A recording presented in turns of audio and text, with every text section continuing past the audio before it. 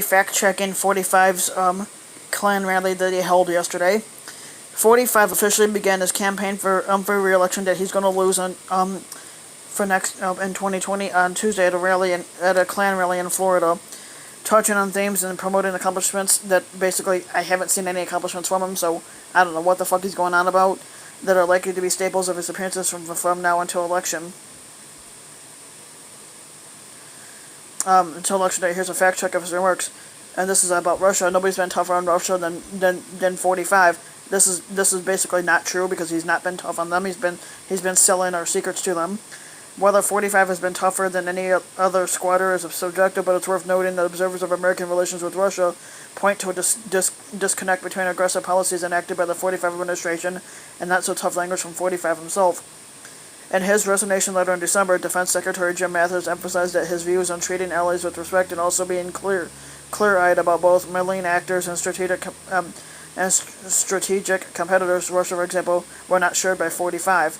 The 45 administration has indeed imposed sanctions, ordered a missile attack on Syria despite Moscow's opposition, and approved arms sales to Ukraine, actions that could be called tough.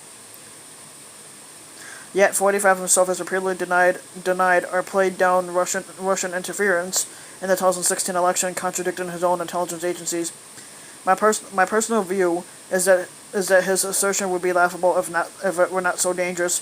Harley Bolzer, a professor at Georgetown University and a Russia expert, previously told the New York Times, with withdrawing American troops from Syria, where Mr. Bolzer said Russia has accused humanitarian relief group of being terrorists, Harley sent a tough message.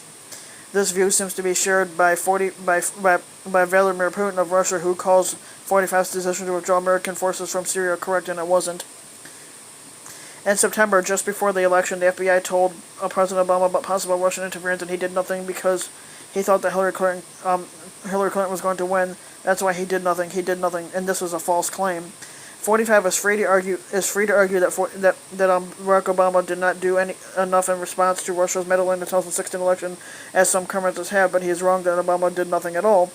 Privately, Obama administration officials warned Russia against meddling, and Obama confronted Putin directly at a Group of 20 summit meeting in China before the November 2016 vote. Publicly, intelligence agencies issued a joint statement in October 2016 that blamed Russia for hacked emails released on WikiLeaks and other sites. After the election, President Obama imposed sanctions on Russia and ejected from the United States 35 people who were suspected of being Russian intelligence operatives. 45 says that we are building the wall. We're going to have over 400 miles of wall built by the end of next year. This is not true. 45 is once again mixing projects to replace existing barriers with construction of entirely new sectors of wall alongside the southwestern border and inflating the mileage. The Customs and Border Protection Agency has received funding for 258 miles of barriers, 175 miles from congressional appropriations, 30 miles from a Treasury Department asset forfeiture fund, and 53 miles from the Pentagon's coffers, according to an agency spokesperson. That's 142 miles under what 45 claimed. Even that figure relies on counting replacement projects as a new wall, on contracts that have yet to be awarded, and on funding that is tenuous. The 40 miles funded in the 2017 fiscal year, for example, is yet to replace old barriers with new fencing, while a federal judge in May blocked 45 from using the Pentagon funds to build his wall. 45 also claimed that he's enacted the biggest tax cut in history. That's also false. Despite dozens of repetitions, this claim remains false. The $1.5 million tax cut enacted in December of 2017 ranks below at least a half a dozen others by several metrics. The 1981 Reagan tax cut is the largest as a percentage of the economy, and by its reduction to federal revenue. The 2012 Obama tax cut amounted to the largest cut in inflation-adjusted dollars, $321 billion in the year. We are taking billions and billions of dollars in, and remember this, and you know it as well as I do. We have never taken in 10 cents from China. We could lose $500 billion a year with China, and this is also a false claim. The United States had a trade deficit of $381 billion in goods and services with China in 2018.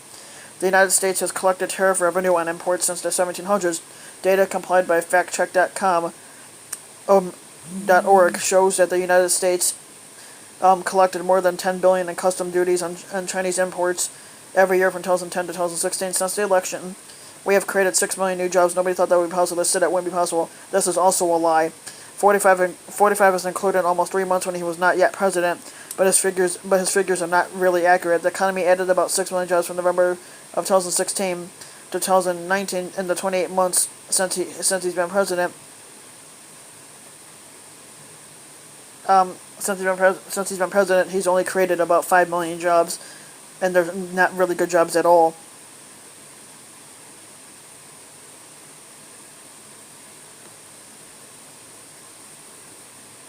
It says the economy added about 6.1 million jobs in the 28 months before Trump took office, and that was under Obama. We have lifted more than 6 million Americans off of food stamps. That part is true. Participation in the Supplemental Nutrition Assistance Program did decline about 6.9 million people off of food stamps. The employment rate is the lowest rate it's been in over 51 years. Think of that. And I said, and this is really okay, but not really true. The employment rate was 3.6% in May of 2019, the lowest since December of 1969 when it reached 3.5%. The employment rate for Hispanics hit its lowest point, 4.2%, back in May of 2019. The rates for blacks and Asian Americans are also reached their lowest points under 45.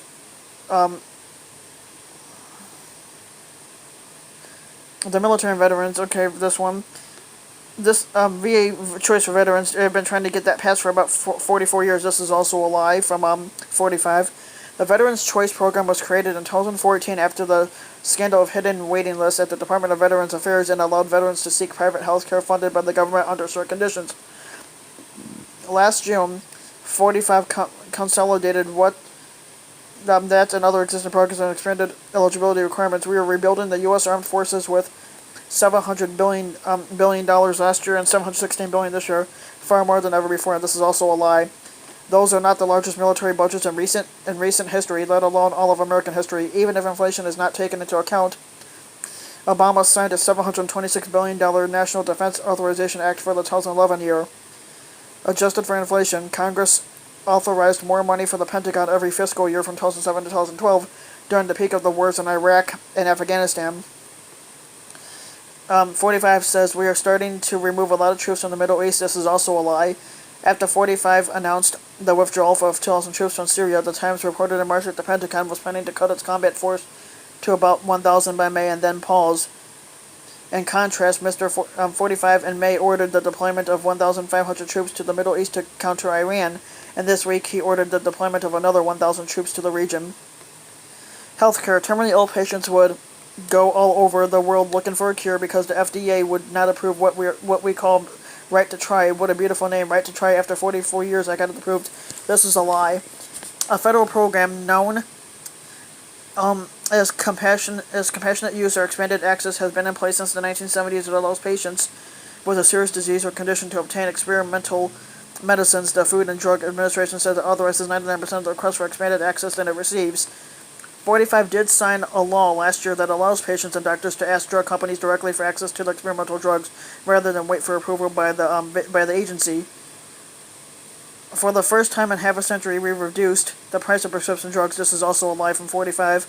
Multiple analysts have shown that drug prices are still increasing, albeit at a slower pace than in previous years. For example, RX Savings Solutions, a company that advises employees on how to reduce drug costs, found that drug companies increased prices on more than 2,800 medicines in the first quarter of 2019. The average increase was about almost 9%, compared with 11.3% in the same period last year. Energy and environment. We've ended, this is what he claimed, we've ended the last administration's cruel and heartless war on American energy. What they were doing to our energy should never be forgotten. The United States is now the number one producer of oil and natural gas anywhere in the world. This is also a lie from 45. The Energy Information Administration estimated that the United States became the largest producer of crude oil since 2013, according to the agency, undercutting 45's characterization of the Obama administration's energy policies. Another one says, we have among the most cleanest and sharpest crystal clean, you heard me say it, I want it crystal clean air and water on Earth. This is a lie.